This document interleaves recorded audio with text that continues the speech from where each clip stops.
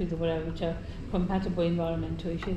But I wanted to come on to the other sector. I mean, I understand there are things in Balochistan as well, gases and minerals and things like that, which is of course a very challenging terrain because obviously the way they're located. And I just wanted to find out how much progress you've been able to make in relation to those, because obviously extraction of those things would tremendously benefit Pakistan. But linked with that is you talk about China, and there is, whether it's deep state or whatever, there's all this sometimes underlying current worries about China and it kind of making countries debt-holden to it, and sort of making sure that you can't move unless you do things in support of China. So just wanted to find out what is that relationship with China like at the moment, especially in relation to extraction of minerals and gases in that area, and what contract type of arrangements are you going to have? So, I mean, you very rightly pointed out, Pakistan has huge trillions of dollars worth of minerals. So we had one very controversial transaction in the past, Recordec, which had gone into legal battle, and that has been, by the grace of God, settled. And now Barrick Gold, which is one of the leading mineral development companies in the world, they are working in Balochistan for copper extraction, and this is going to be a very big investment in Pakistan. Similarly, some Chinese mineral development companies are also have shown interest, and they are also looking at the prospect of investing in copper extraction from Balochistan. Likewise, Pakistan, as I said, has other many minerals which are now relevant and very precious in chip making and EVs, in batteries, and we are developing those. There is also interest by Saudi Arabia to invest in Pakistan mineral project. So this is now, I think, one of the future opportunity areas for Pakistan and also for Balochistan. And I feel that the path that government has taken, I am very confident that in the next 10 to 15 years, Balochistan should be the richest province of Pakistan, because we are building the connectivity there, we are building the infrastructure that will help us to extract the minerals, and government's policy is to discourage extraction of raw material and its shipment abroad for processing. We are encouraging that our mineral extraction companies also set up downstream industry in Pakistan so that we have value added to our economy. Well, that was going to be my sort of next question, which is that what kind of contract arrangements are going to have? It's not the case that they take everything, take it to another country, process it, and then sell it back to us and everybody else. Right. But also, what kind of deals are there going to be? So, for example, if they're processing, what percentage of the profit will go to, say, Pakistan, to the company, and then, of course, linked with this, what percentage goes to Balochistan? No, that is, it is. I mean, how would that relationship between Pakistan and Balochistan? This goes from project to project, depending upon what is the investment. How much is the foreign investment, how much is the local investment, so it will go. But there is an equitable distribution between province and the center and the investor. So Balochistan gets a major share as the province. Another question regarding China. We very successfully completed the first phase of China-Pakistan Economic Corridor. Oh, yeah. It was 2013 to 2023 decade of CPEC, in which we were able to set up more than 8,000 megawatt of energy projects, more than 800 kilometers of motorways were constructed, fiber optic cables were laid in Pakistan to boost IT infrastructure, Gwadar port was developed. So, a number of projects were done. Now we are into phase 2, and Chinese leadership have said that they would like the phase 2 to be done in 5 corridors. A corridor of growth, a corridor of livelihoods, a corridor of innovation, a corridor of green economy, and corridor of open regional economy, which means, you know, taking it beyond Pakistan into region and integrating the region. So this will focus more on business to business relations and also on relocation of industry in special economic zones that we are setting up in Pakistan. Also cooperation in technology sector and agriculture sector.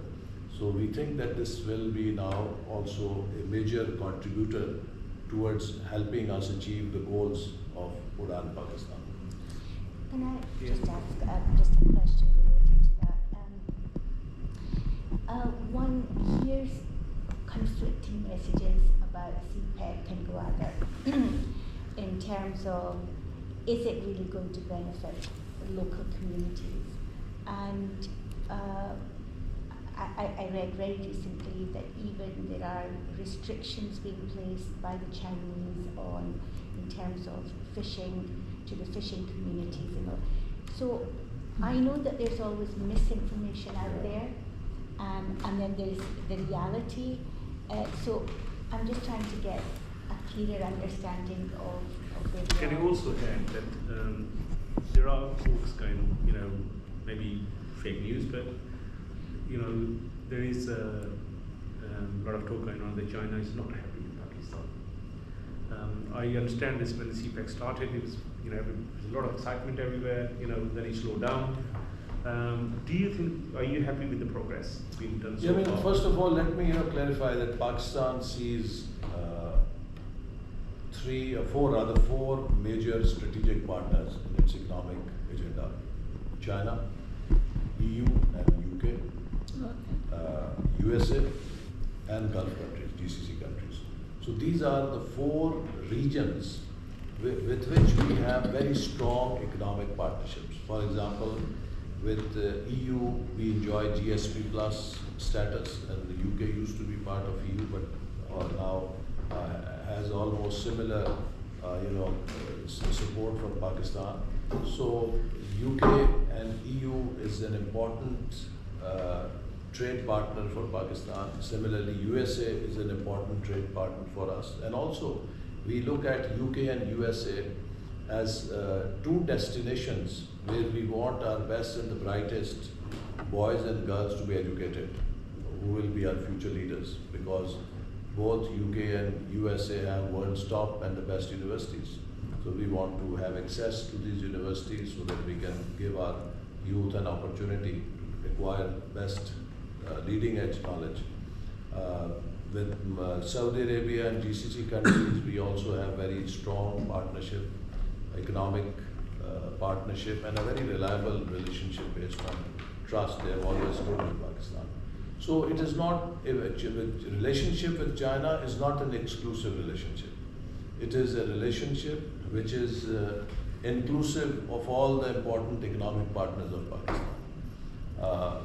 Gwadar is now developing into a smart port city. We have developed a master plan. The livelihood of local fishermen is protected.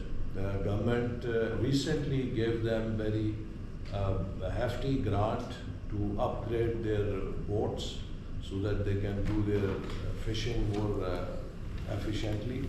China has set up state-of-the-art hospital. They've set up school there. They've provided 3,200 poorest families with solar energy in their homes. So they do a lot of work for the uplifting of the local community. They gave scholarships to the students from Gwadar to go to China and study. We have established a university in Gwadar. We have established a technical training institute in Gwadar for the local youth. So I think it is a very positive partnership. Unfortunately, during the 4 years, 2018 to 2022, the funding of all the projects in Gwadar was stopped. The work on electricity project stopped, the work on water project got stopped, and similarly the work on their infrastructure projects stopped, and most, criminally, the maintenance dredging of the Gwadar port was stopped. As a result, the port lost its depth by more than 1.5 meters. and it was no longer a deep sea port, because its depth got reduced to something like 9.5 meters. So when we came back in 2022, we immediately started dredging of the port, and it is complete now. So it is restored to its depth of 12.5 meter, and now big ships can up to 50,000 tons can come into Gwadar port. We completed the electricity projects. There is one transmission line that connects Gwadar to national grid, and there is another one that connects Gwadar to Iran for electricity supply, because from there we have easy access to cheap electricity. We completed the water projects.